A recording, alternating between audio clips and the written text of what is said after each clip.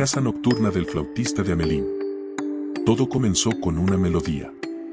Una tonada suave, apenas perceptible en las primeras horas de la noche, cuando la luna llena brillaba sobre el pueblo de Hamelín.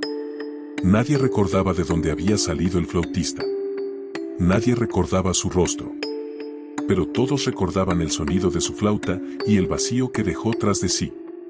Cuentan las historias que el flautista llegó en un momento de necesidad, cuando las ratas infestaban cada rincón del pueblo. Con su flauta, las condujo fuera, hacia el río, donde desaparecieron para siempre. Pero cuando los aldeanos se negaron a pagar lo prometido, el flautista se llevó a los niños. Esa es la versión que te contaron. Pero la verdad es mucho peor. Lo que nadie sabía es que el flautista no solo se llevó a los niños, los transformó. Cada niño que siguió la hipnótica melodía no fue llevado a un lugar lejano ni a la seguridad de un nuevo hogar. No. Ellos fueron llevados a las profundidades del bosque, un lugar donde la realidad se retorcía, donde las sombras eran demasiado largas y el viento susurraba secretos antiguos. Allí, los niños nunca crecieron. Nunca murieron. Solo vagaban, atrapados entre la vida y la muerte, esperando el momento en que el flautista regresara por más. Pasaron los años, y el pueblo de Hamelín intentó olvidar.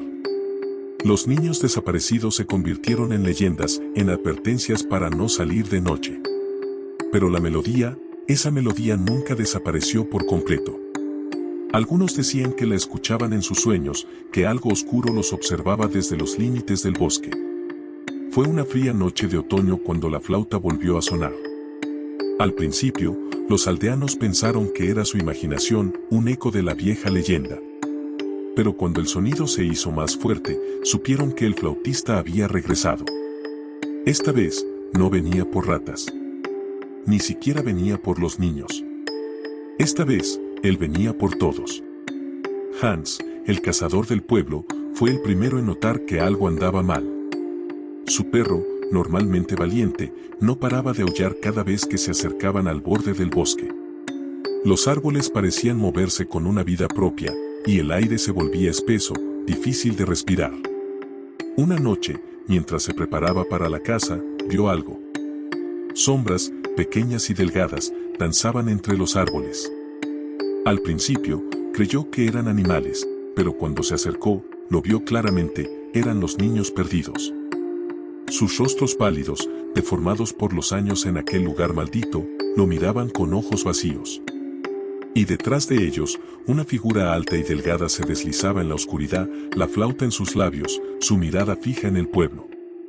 Hans corrió, pero el sonido de la flauta lo siguió, persiguiendo su mente, haciéndole tropezar con sus propios pensamientos.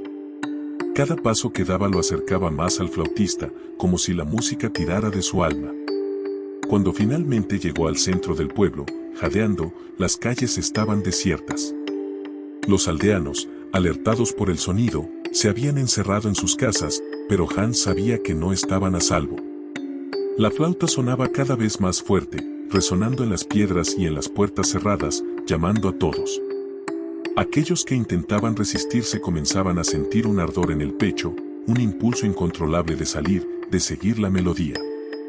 Nadie podía escapar de su poder. Hans intentó advertirlos, pero ya era tarde. Una a una, las puertas comenzaron a abrirse. No eran los niños esta vez, sino los adultos. Padres, madres, abuelos, todos con los ojos en blanco, caminaban como sonámbulos hacia la fuente del sonido, hacia el flautista, que aguardaba en la plaza, con su sonrisa torcida y sus ojos llenos de una oscuridad insondable. Sabía que no podía vencerlo, pero Hans decidió hacer lo único que podía, enfrentarlo. Tomó su arco y se escondió en la torre de la iglesia, esperando el momento justo. Desde allí, vio cómo los aldeanos se reunían en un círculo alrededor del flautista, sus cuerpos rígidos y sus cabezas inclinadas hacia el suelo, como si estuvieran bajo un hechizo. El flautista levantó su flauta una vez más, pero justo antes de que pudiera tocar, Hans disparó. La flecha voló rápida y precisa, clavándose en el corazón del flautista. Por un instante, la música se detuvo. Los aldeanos quedaron inmóviles, y Hans pensó que tal vez lo había logrado, que tal vez el flautista había sido derrotado.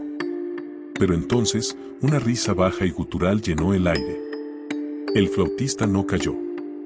La flecha atravesó su cuerpo como si estuviera hecho de humo.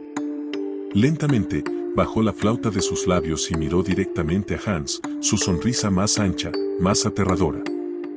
¿Creías que podrías detenerme?, susurró el flautista, con una voz que no debería haber sido posible oír desde tan lejos.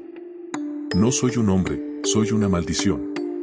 Y con un último soplido en su flauta, la verdadera caza comenzó. Los aldeanos no solo marchaban hacia el bosque esta vez, iban tras Hans. Corrieron como bestias, sus manos estiradas hacia él, sus ojos vacíos llenos de odio y hambre. El cazador intentó escapar, pero la melodía lo había envenenado. Sus pies se negaban a moverse, y cuando finalmente los aldeanos lo alcanzaron, solo pudo escuchar el último eco de la flauta resonando en su mente, antes de que todo se volviera oscuridad. Desde esa noche, el flautista sigue cazando. Ya no busca solo niños. Ahora, todos los que escuchen su melodía están condenados. ¿Lo oyes? Si alguna vez, en la calma de la noche, escuchas una flauta lejana, corre. Porque si no lo haces, te unirás a su casa, como todos los que lo hicieron antes de ti.